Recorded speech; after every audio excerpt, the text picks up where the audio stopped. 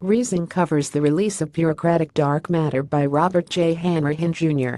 When the U.S. Army got caught spending $76 million on video games, recruitment tools, and promotional items instead of spending it on research and development, the only punishment was a written reprimand and a new officer training program. That's small potatoes. In 2001, the Air Force exceeded its obligation in a single year by $300 million on intercontinental ballistic missile replacement without congressional approval. In 2004, the Department of Housing and Urban Development managed to exceed their commitment set by Congress by more than $1.5 billion for a variety of projects, according to GAO. The federal government spent more than $477 billion on contractors in the last fiscal year, according to a Bloomberg government report. As recently as 1984, the feds were only spending $168 billion. With a budget that large, it's inevitable that some of it is misused or wasted.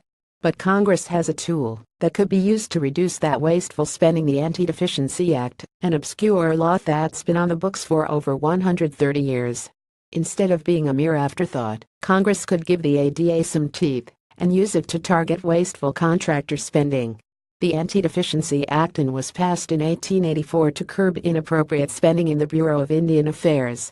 The law made it illegal for bureaucrats in Washington to exceed their budgets by spending money Congress hasn't appropriated or employing personal services not authorized by law, except in emergencies. In modern times, it's mostly used as an asterisk for wasteful spending that goes on in bureaucracies, like in the examples above.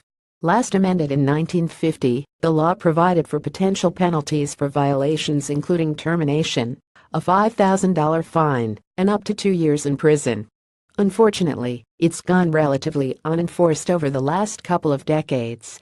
The wrong it was intended to correct was federal employees entrusted with appropriated funds using a portion of those funds to hire others to help with their work, and in some cases do it entirely, says Robert J. Hanrahan of the Competitive Enterprise Institute, a free market think tank, in a new paper that argues Congress should take a more assertive role reining in the power of bureaucracies. Read the full article at Reason.